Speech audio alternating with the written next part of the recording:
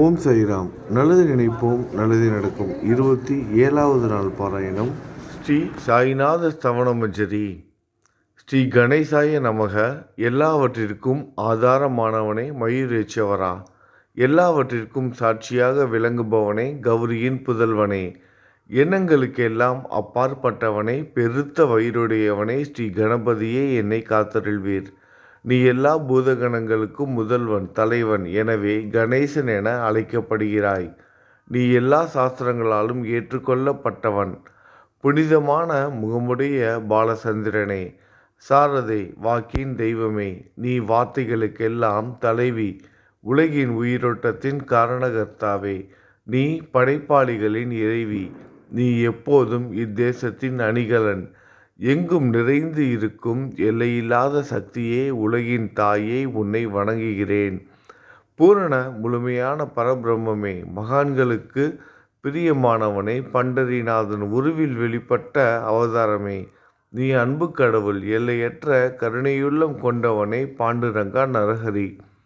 பொம்மலாட்டக்காரன் தன் கையிலுள்ள கயிற்றால் பொம்மைகளை ஆட்டுவிப்பது போல் பிரபஞ்சம் எங்கும் நிறைந்து நின்று உலகை ஆட்டுவிக்கும் ஒரு பொம்மலாட்டக்காரன்.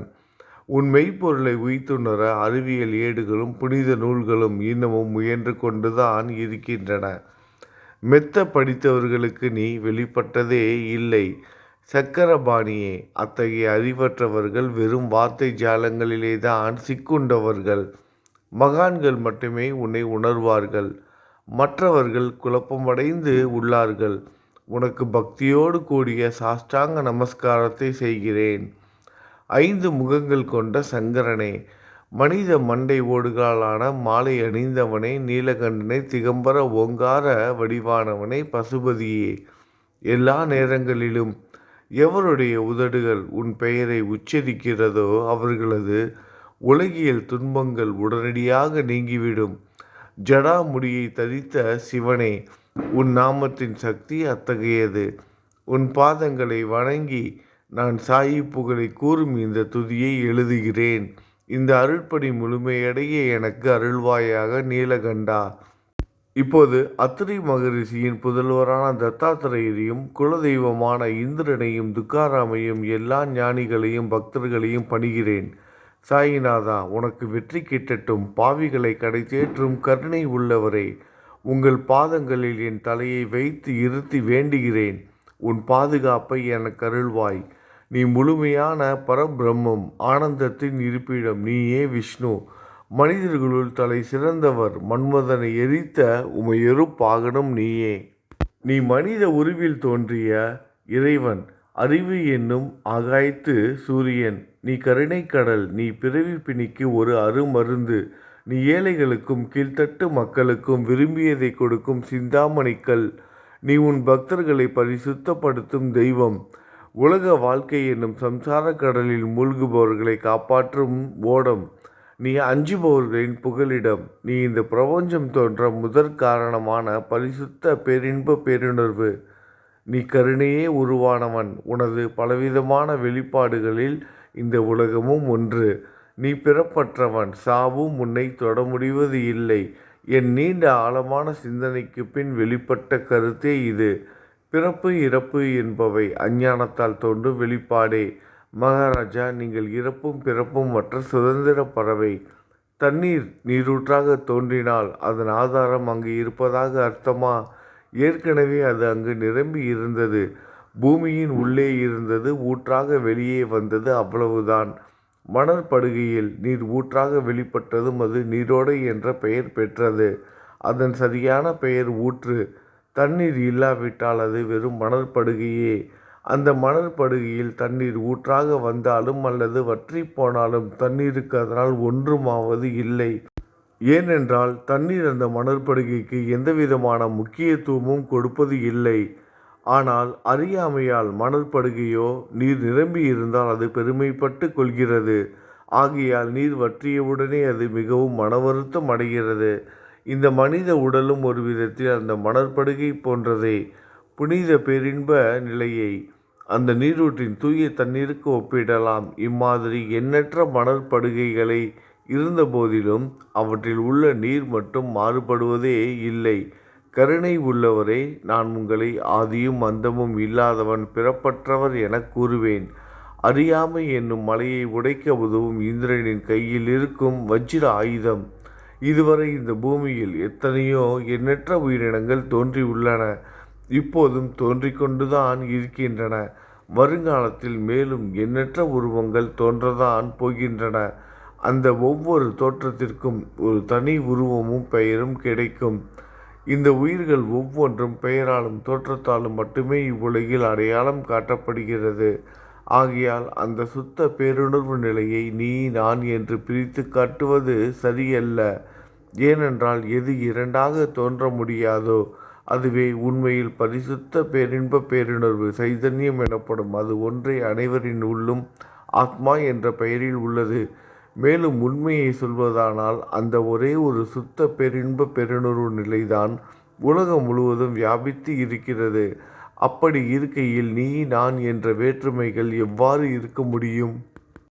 நீருண்ட மேகத்தில் உள்ள நீரின் தன்மை உலகெங்கிலும் ஒன்றே. ஆனால் அது பூமியை அடைந்தது வெவ்வேறு தோற்றங்களை ஏற்கின்றன. நதி, ஏரி, ஊற்று. கோதாவரி மணற்படுகையில் விழும் நீர் கோதாவரி நதி என்றழைக்கப்படும். அதே சமயம் கிணறு ஒன்றில் விழும் நீருக்கு அந்த சிறப்பு தகுதி கிடைப்பது இல்லை. கோதாவரி நதி மிகவும் புனிதமானது. நீங்கள் அதில் உள்ள நீரை போன்றவர். நாங்கள் குளம், குட்டை, சகதியில் உள்ள நீர் போன்றவர்கள். நம் இருவருக்கும் இடையே உள்ள வித்தியாசம் இதுதான். எங்கள் வாழ்வின் குறிக்கோளை அடைவதற்கு நாங்கள் உங்களிடம் வர வேண்டும். கூப்பிய கரங்களுடன் சரணடைய வேண்டும். ஏனென்றால் நீங்கள் ஒருவரை புனிதத்தின் உறைவிடம். புனிதமடைந்த கோதாவரி நதி மணற்பரப்பில் மழைநீர் பாயத் தொடங்கும் பொழுது அந்த நீர் புனிதத்தன்மையை அடையும். அதை வெறும் தண்ணீராக மட்டும் கருதினால் அந்த தண்ணீர் தான் எல்லா இடங்களிலும் இருக்கிறதே. கோதாவரி நதி தீரம் முழுவதும் புனிதமாக கருதப்பட்டது. பூமியின் அந்த மணற்பகுதி அதன் புனிதத்தன்மையை நிர்ணயம் செய்கிறது. நீருண்ட மேகத்தின் என்று கீழே விழுந்த நீரின் புனிதத்தன்மையை எந்த பூமியின் பகுதி மாற்றவில்லையோ அந்த பகுதியை சாஸ்திரம் அறிந்தவர்கள் கோதாவரி என்று கூறுகிறார்கள். மற்ற பகுதிகளில் விழுந்த நீர் அந்த பகுதியில் உள்ள மண்ணின் குணத்தை ஏற்றுக்கொண்டது, புனிதத்தன்மையை இழந்தது. மேகத்தில் இருந்த பொழுது பரிசுத்தமாக இருந்த நீர் அசுத்தமாகவும் கசப்பாகவும் உப்பாகவும் மாறிவிட்டது. 6 வித உட்பகைகளை அகற்றி காமம், கோபம், பேராசை, வெறுப்பு, அகங்காரம், பொறாமை புனித உடலெடுத்து வந்த குருதேவா தங்களை புனித மகான் என்று அழைப்பதை சால பொருந்தும். ஆகவே நீங்களே புனித கோதாவரி. நீங்கள் புடம் போடப்பட்டதாலேயே தான் நான் உங்களை புனித கோதாவரியாக உருவகம் செய்கிறேன். இயங்கும் அத்தனை படைப்புகளிலும் நீங்கள் சிறப்புற முதன்மை பெறுகிறீர்கள். பிரம்மா உயிர்களை படைக்க ஆரம்பித்ததிலிருந்தே உலகம் தோன்றியது முதல் கோதாவரி நதி இருக்கிறது. நீர் நிறைந்து பாயும் அந்த நதியில் இன்று வரை தண்ணீர் வற்றியதே இல்லை. ராவணனின் எதிரியான ராமர் கோதாவரி நதியின் கரைக்கு வந்தபோது ஓடிக்கொண்டிருந்த தண்ணீர் இன்று வரை அதே இடத்தில் எப்படி இருக்க முடியும் என்று சற்றே யோசித்து பாருங்கள். கோதாவரி நதியின் மணற்படுகை மட்டும் அதேதான். தண்ணீர் கடலை சென்றடைந்து விட்டது. ஆனால் அந்த கோதாவரி நீர்ப்படுகையுடன் புனிதத்தன்மை மட்டும் என்றுமே மாறாமல் இன்று வரை அப்படியே உள்ளது. ஒவ்வொரு வருடமும் பழைய நீர் வெளியேறி புதிய நீர் அதற்குள் பாய்கிறது. உங்களுக்கு தெரிந்த வாழ்க்கை நீதிதான் அது. ஒரு நூற்றாண்டை ஒரு ஆண்டாக கணக்கிட்டால் அந்த நூற்றாண்டில் தோன்றிய முனிவர்கள் பாயும் நீரை போன்றவர்கள். அவர்களின் மிகப்பெரிய மகான்கள் அந்த நீரின் தோன்றும் அலைகள் போன்றவர்கள். இந்த புனித கோதாவரி நதியில் முந்தைய நூற்றாண்டுகளில் சனாதர், சனதர், சனந்தனர் போன்ற மகான்கள் வெள்ளமாக தோன்றினார்கள். பிறகு நாரதர், தும்ரு, துருவன், பிரகலாதன், மகாபலி சக்கரவர்த்தி, சபரி, அங்கதன், வாயுகுமாரனான அனுமான், விதுரர், கோபர்களும் கோபியர்களும் வெள்ளமாக தோன்றினர். இவ்வாறு இன்று வரை கடந்த நூற்றாண்டுகள் ஒவ்வொன்றிலும் ஒன்றன் பின் ஒன்றாக மகான்களாகிய வெள்ளம் தோன்றியது. அவற்றையெல்லாம் என்னால் ஞாபகப்படுத்தி கூற முடியவில்லை. சாய்நாதா, இந்த நூற்றாண்டில் 19ஆம் நூற்றாண்டு புனித கோதாவரி நதியில் சந்தேகத்திற்கு இடமில்லாமல் நீங்கள் வெள்ளமாக பாய்ந்தீர்கள். எனவே உமது தெய்வீகமான பாதங்களை வணங்குகிறேன் மகாராஜா. நான் செய்யும் தவறுகள் உங்கள் கவனத்தில் வைத்து கொள்ள வேண்டாம் என மன்றாடி கேட்டுக்கொள்கிறேன். நான் ஒரு எளியவன், அறியாதவன், தீய குணங்கள் கொண்ட மிகப்பெரிய பாவி. என்னை புறந்தள்ளி விடாதீர்கள், கைவிட்டு விடாதீர்கள். மட்டமான உலோகத்தையும் தங்கமாக மாற்றும் சக்தி கொண்ட ரசவாத கல் இரும்பினுடைய இயற்கையான தன்மைகளை பொருட்படுத்துவது இல்லை. கோதாவரி நதி தன்னுள் கலக்கும் சிறு ஓடைகளை திருப்பி அனுப்புவது இல்லை. அநேக தீய குணங்களை என்னுள் கொண்டவன் நான். உங்களது கருணை மிகுந்த பார்வையால் அவற்றை சடுதியில் அழித்து விடுங்கள். இது மட்டும்தான் உங்கள் அடிமையான தாஸ்கனுவின் வேண்டுகோள். ரசவாத கல்லின் தொடர்பு ஏற்பட்டும் இரும்பின் இயற்கை தன்மைகள் அளிக்கப்படாவிட்டால் குருதேவா, அது ரசவாத கல்லின் பெருமைக்கு இழுக்கு அல்லவா? என்னை பாவியாகவே இருக்கும்படி விட்டு விடாதீர்கள். தங்களை குறைவாக மதிப்பிட்டு கொள்ளாதீர்கள்.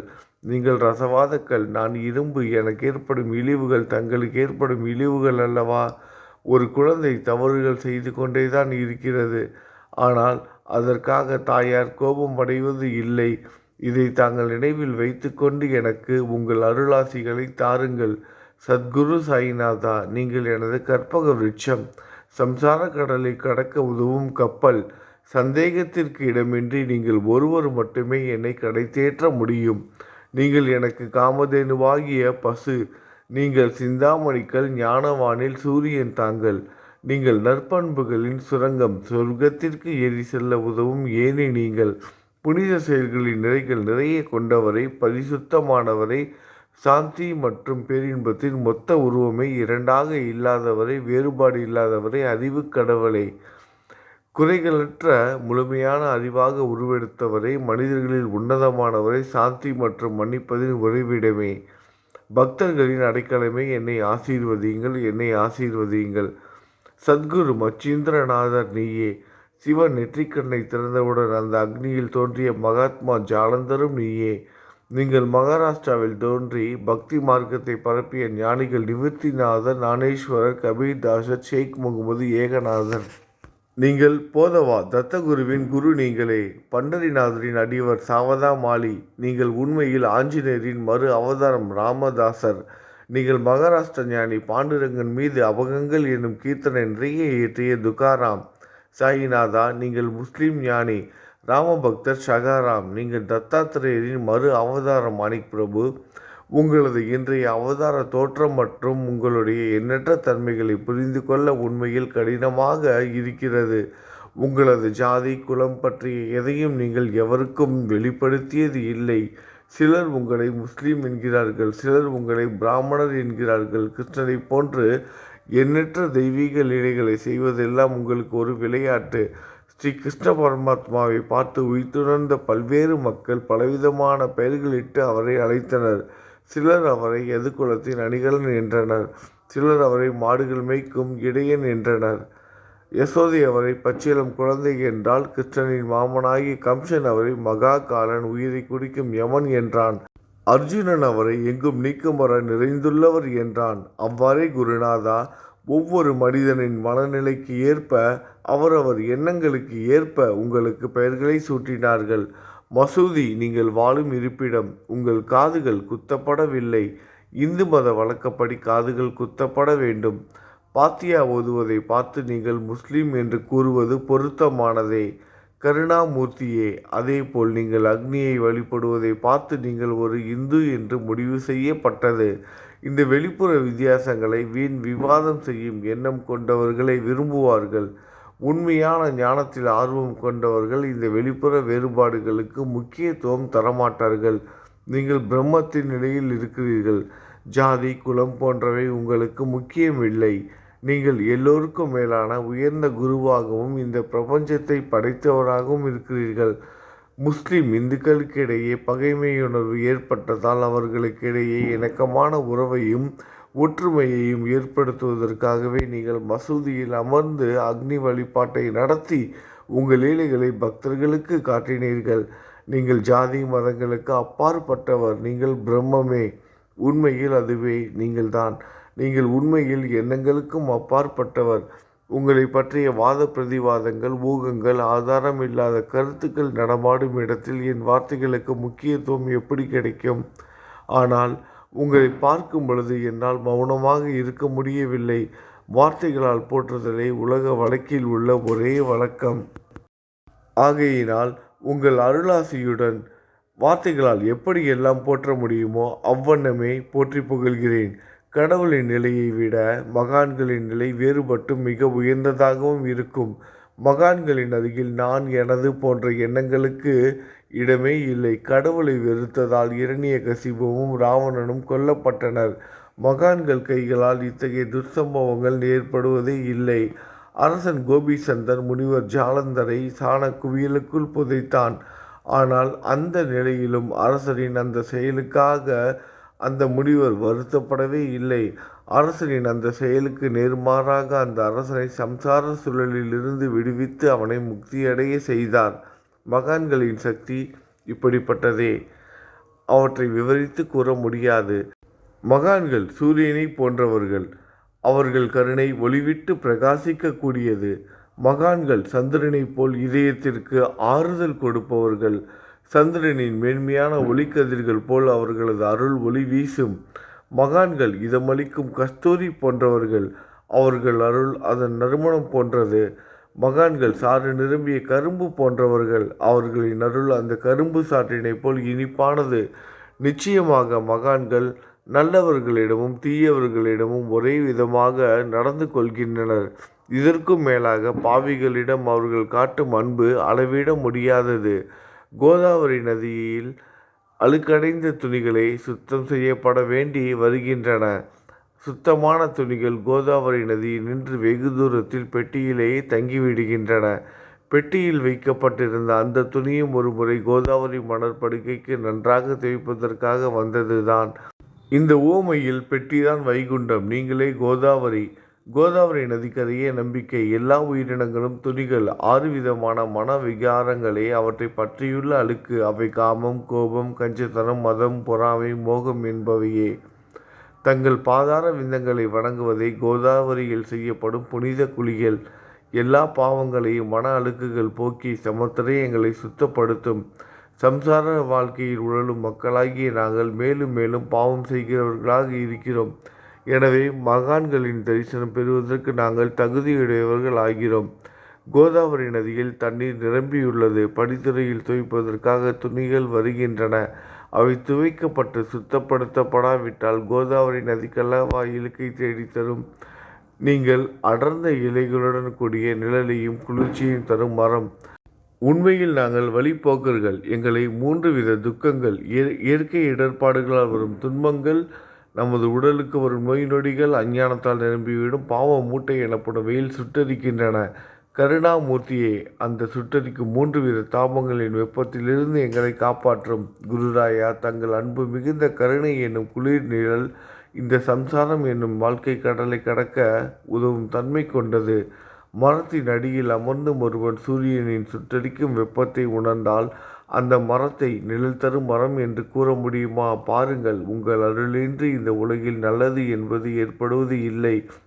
எனவே தர்மத்தை நிலைநிறுத்துவதற்காக சேஷசாயி அர்ஜுனனுக்கு நண்பனாக, வழிகாட்டியாக மற்றும் ஆன்மீகவாதியாக மாறினார். சுக்கிரீவனின் அன்பினாலே விபீடனன் அரசன் ராமனின் நட்பை பெற்றான். ஸ்ரீ ஹரியும் மகான்கள் மூலமாகத்தான் பெருமை பெற்றார்.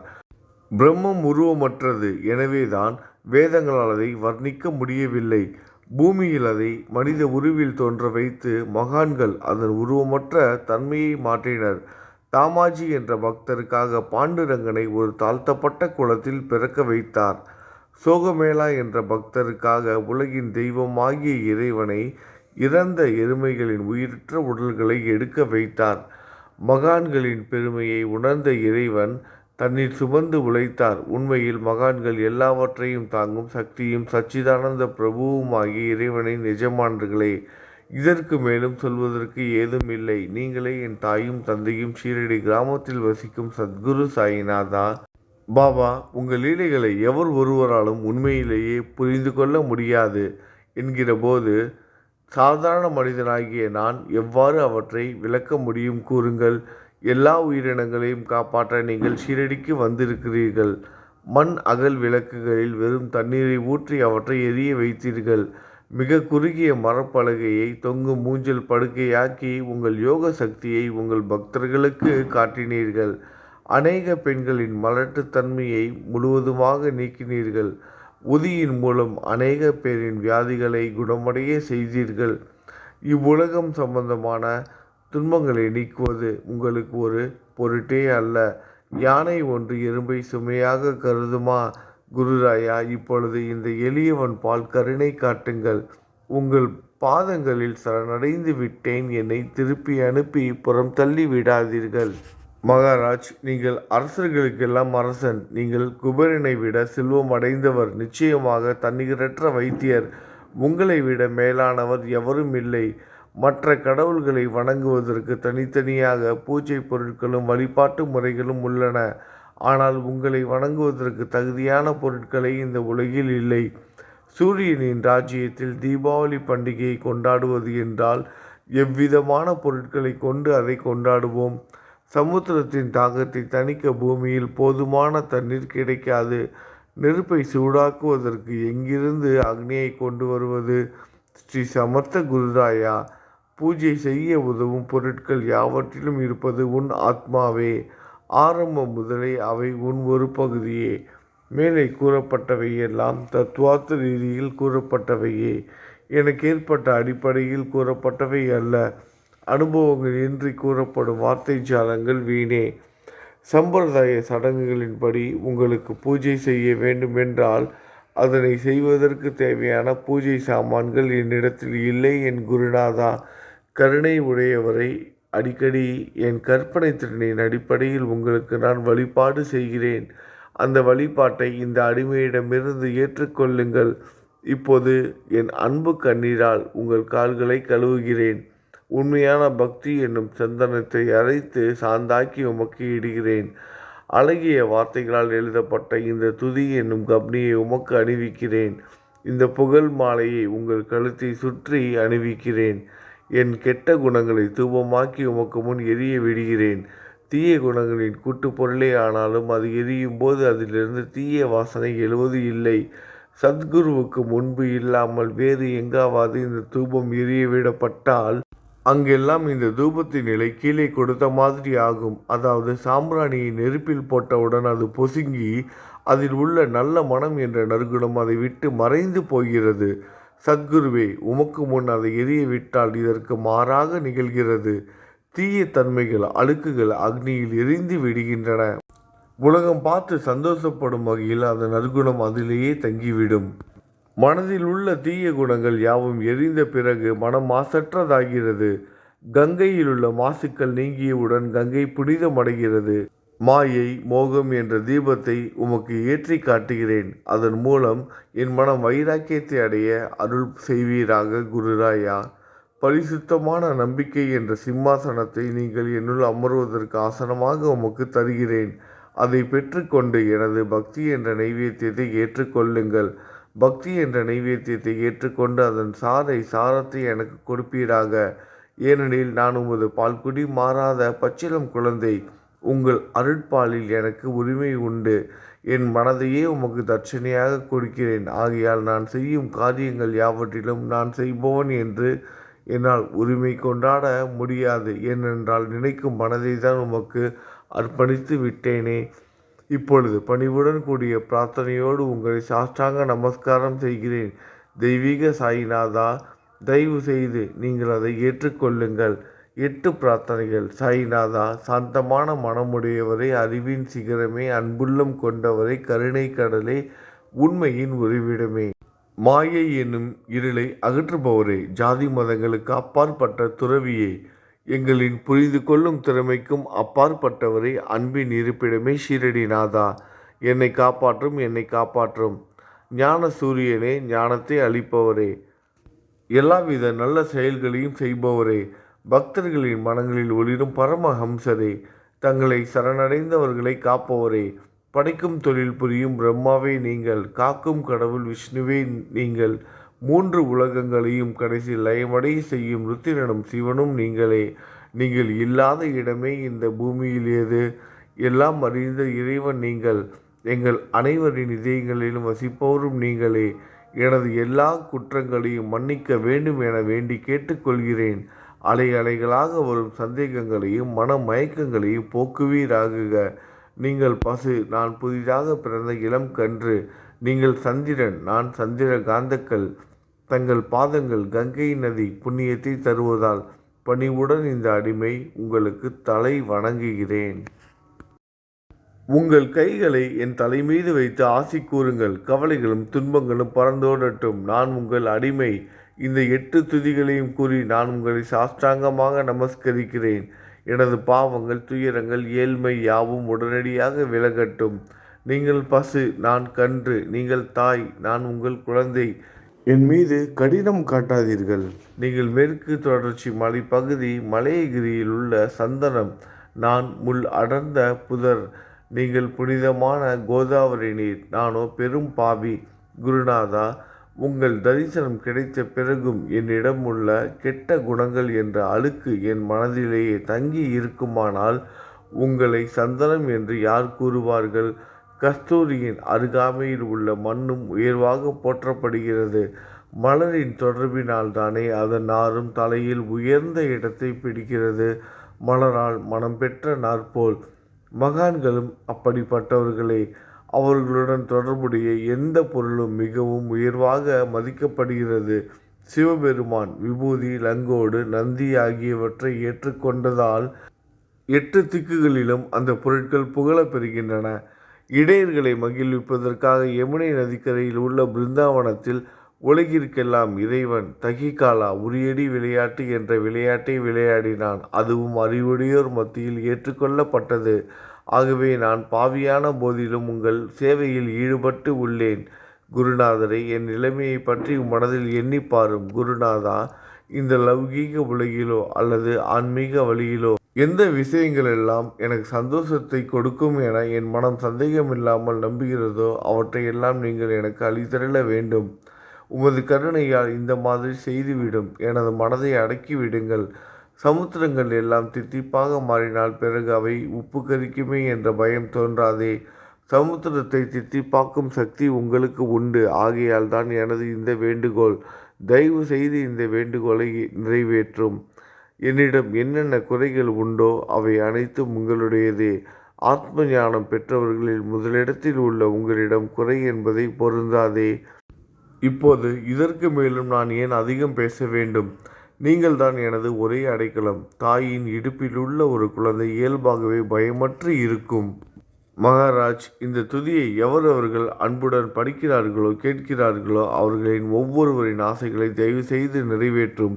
இந்த துதியை படிப்பவர்களின் கேட்பவர்களின் 3 வித தாபங்களையும், இயற்கையின் இடர்பாடுகளில் வரும் துன்பங்கள், நமது உடலுக்கு வரும் நோய் நொடிகள், அஞ்ஞானத்தால் நிரம்பிவிடும் பாவ மூட்டை 1 ஆண்டிற்குள் விலகிவிடும் என்பதே இந்த துதிக்கு உங்களது ஆசையாக என்றென்றும் நிரந்தரமாக இருக்கட்டும்.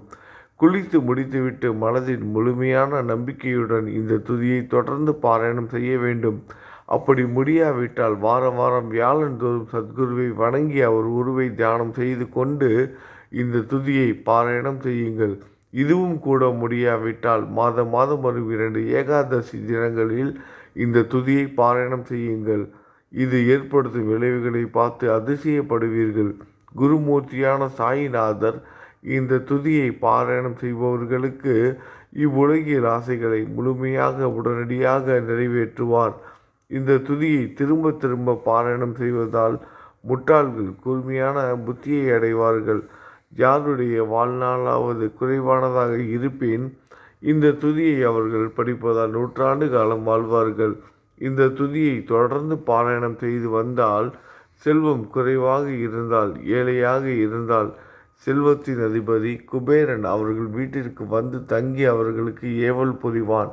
இது சத்தியம், இது சத்தியம், இது சத்தியம் என 3 முறை கூறுகிறேன். குழந்தை செல்வம் இல்லாதவர்கள் இந்த துதியை தொடர்ந்து படித்து வந்தால் குழந்தை செல்வம் பெறுவர். இந்த துதியை படிப்பவர்களின் வியாதிகள் எல்லா பக்கங்களிலும் பறந்தோடிவிடும். வியாதியினின்று குணம் கிடைக்கும். இந்த துதியை திரும்ப திரும்ப படித்தால் பயம் மற்றும் கவலை மறைந்து போகும். மதிப்பும் மரியாதையும் கிடைக்கும். அழிவற்ற பிரம்மத்தை உணர்வார்கள். பிரம்ம ஞானம் கிட்டும். அறிவுடையோரை, இந்த துதியின் மீது உங்கள் இதயங்களில் முழுமையான நம்பிக்கை வையுங்கள். சந்தேகங்கள், நம்பிக்கையின்மை, தவறான எண்ணங்கள் ஆகியவற்றிற்கு கொஞ்சம் கூட மனதில் இடம் கொடுக்காதீர்கள். ஷீரடிக்கு புனித பயணம் மேற்கொள்ளுங்கள். பாபாவின் தாமரை பாதங்களை மனதில் நிறுத்துங்கள். அவர் அனாதைகளின் உறவினர், பக்தர்களின் விருப்பங்களை நிறைவேற்றும் கற்பகத்தரு. பாபாவால் உணர்வூட்டப்பட்டு இந்த துதியை நான் இயற்றினேன். இல்லாவிட்டால் எந்தவிதமான முக்கியத்துவமும் இல்லாத என்னால் இந்த துதியை எவ்வாறு எழுத முடியும்?